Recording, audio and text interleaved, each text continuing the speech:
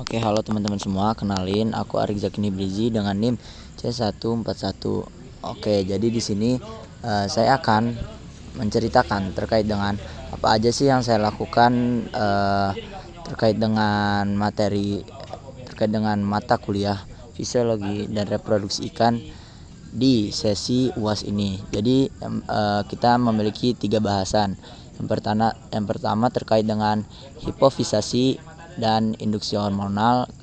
Kemudian adalah materi yang kedua adalah seks reversal dan pengecekan kelamin dengan menggunakan asetokarmin.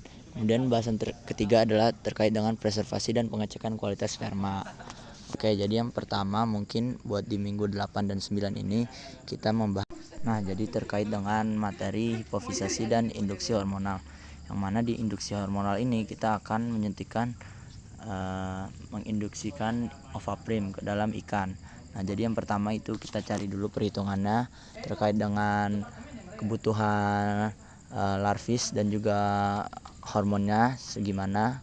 Kemudian setelah kita mendapatkan nilainya, baru bisa kita lakukan penyuntikan kepada si ikan tersebut, yang mana kita lakukan dengan metode intramuskular yang dengan ketentuan 3 sisik dari pangkal dorsal seperti itu. Kemudian kita tusukkan dengan sudut 45 derajat. Nah, yang nanti hasilnya hormonnya itu tidak keluar jika yang benar. Kalau misalnya hormonnya masih keluar dari si tubuh ikan tersebut, maka ada yang salah dari cara yang kita lakukan seperti itu. Kemudian terkait dengan hipofisasi, yang mana di sini kita mencari terkait dengan hipofisa dari ikan mas ini, yang mana pertama itu kita anestesi dulu ikannya. Kemudian setelah kita anestesi baru kita matikan ikannya. Setelah kita matikan ikannya, baru kita potong terlebih dahulu bagian kepala dari ikan tersebut. Kemudian setelah bagian kepalanya kita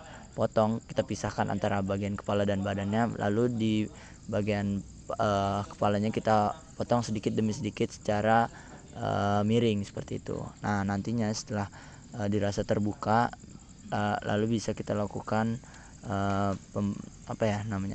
pengecekan menggunakan dengan alat yang ada seperti itu. Lalu kita cari secara teliti ya teman-teman. Jadi yang kita cari adalah hipofisa, yang mana hipofisa ini memiliki bentuk bulat serta juga berwarna putih seperti itu. Yang mana hal ini perlu dilakukan secara teliti. Nah, dikarenakan kurangnya ketelitian dari kelompok kami dalam proses ujinya seperti itu. Jadi pada yang kelompok kami lakukan adalah kelompok kami belum mendapatkan daripada hipofisa ikan mas tersebut. Oke, mungkin itu untuk di minggu 8 dan 9. Nah, selanjutnya adalah dokumentasi daripada apa yang kita lakukan di laboratorium pada hari itu. Seperti itu.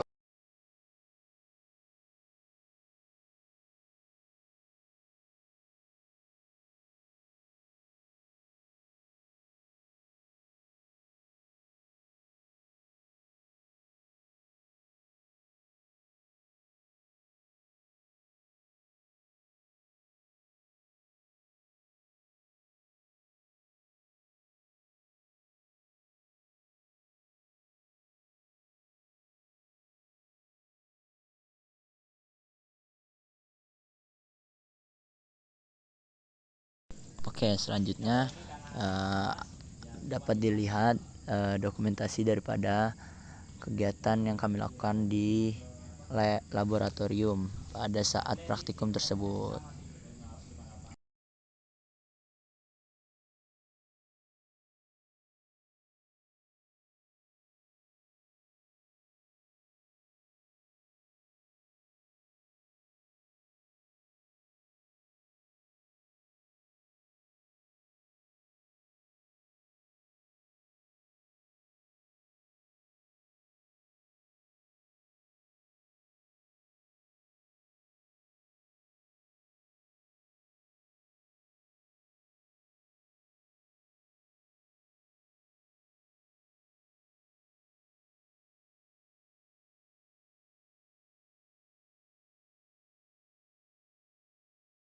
Oke, selanjutnya adalah materi minggu ke-10 yang mana terkait dengan materi seks reversal dan pengecekan kelamin menggunakan asetokarmin seperti itu. Oke.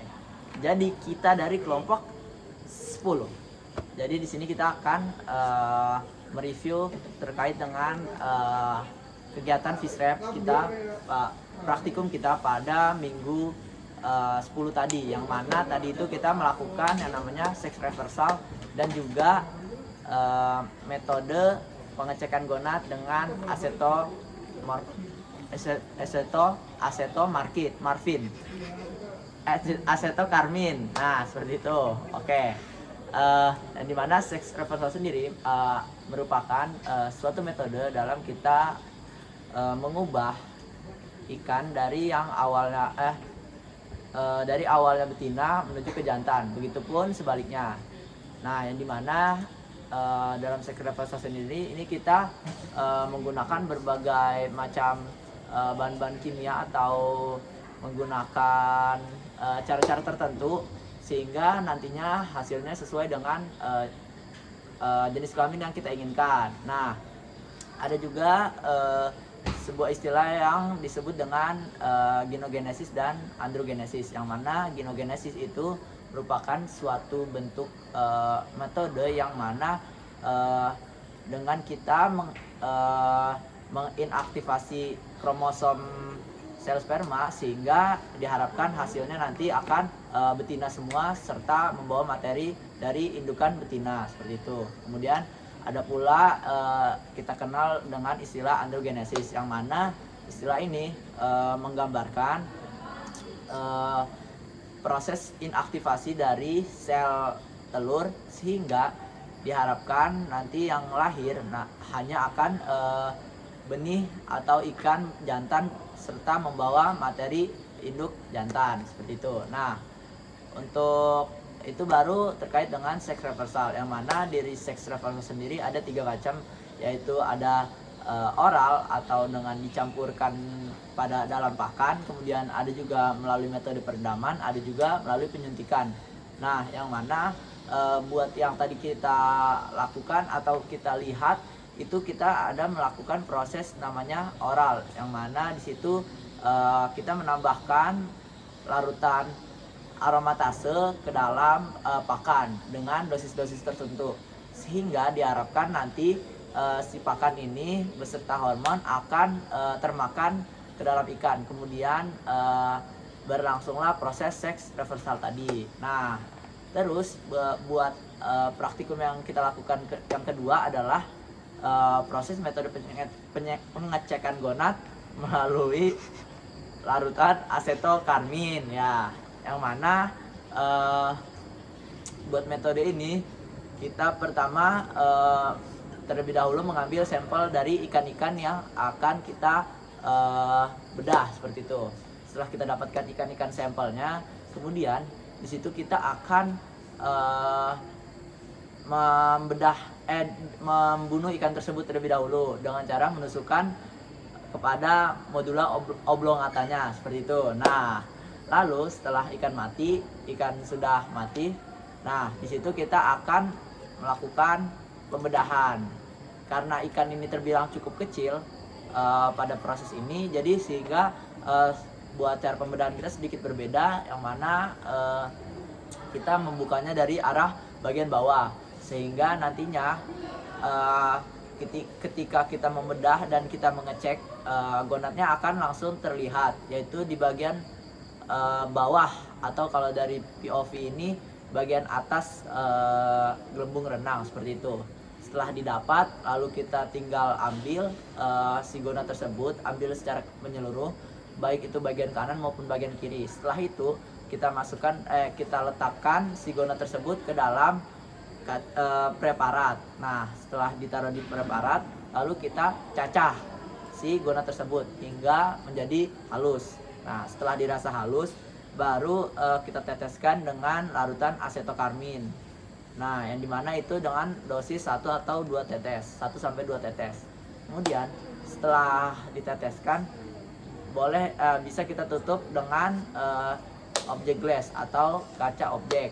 Nah, setelah ditutup dengan kaca objek, situ tinggal kita lakukan atau amati menggunakan mikroskop. Nah, di mikroskop ini kita tinggal melihat ketika oosit menunjukkan bentuk bulat dan bagian intinya berwarna lebih pucat dibandingkan sitoplasmanya, maka itu menunjukkan gonad betina. Sedangkan ketika menunjukkan titik-titik kecil berwarna hitam, nah itu berarti menunjukkan bahwa itu adalah gonad jantan atau ikan jantan, seperti itu. Selanjutnya ini adalah dokumentasi daripada apa yang kita lakukan di laboratorium pada hari tersebut, seperti itu.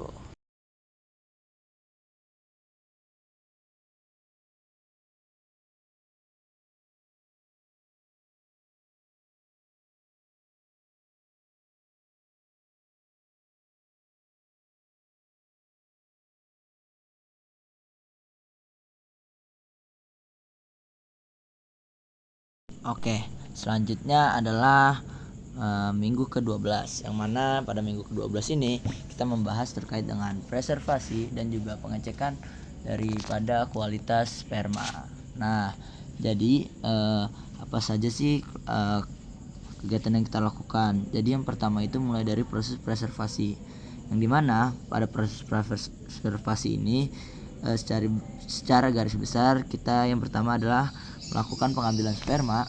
Kemudian setelah itu kita lakukan pengenceran ditambah menggunakan larutan extender, yang mana larutan extender ini dapat dengan menggunakan larutan-larutan yang bersifat isotonik. Dalam hal ini adalah kita menggunakan larvis atau larutan infus, seperti itu.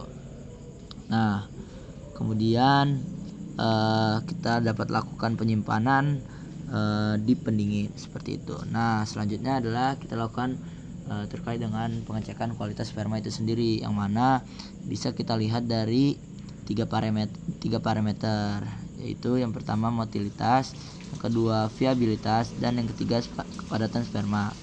Jadi yang pertama pada proses motilitas sendiri kita lakukan penambahan air, seperti itu. Kemudian setelah kita tambahkan air, maka kita hitung waktu motilnya.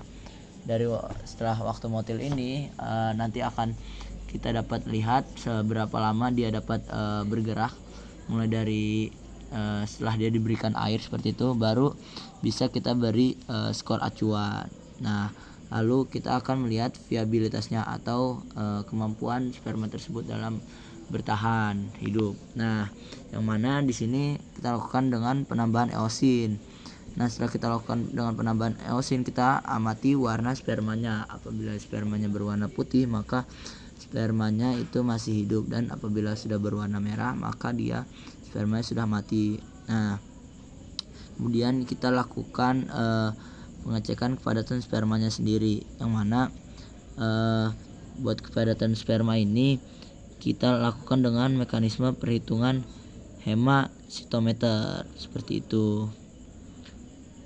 Yang nantinya dapat kita hitung dan akan kita temukan daripada nilai kepadatan sperma itu sendiri, seperti itu. Mungkin selanjutnya adalah dokumentasi daripada apa saja yang kita lakukan di laboratorium pada hari tersebut.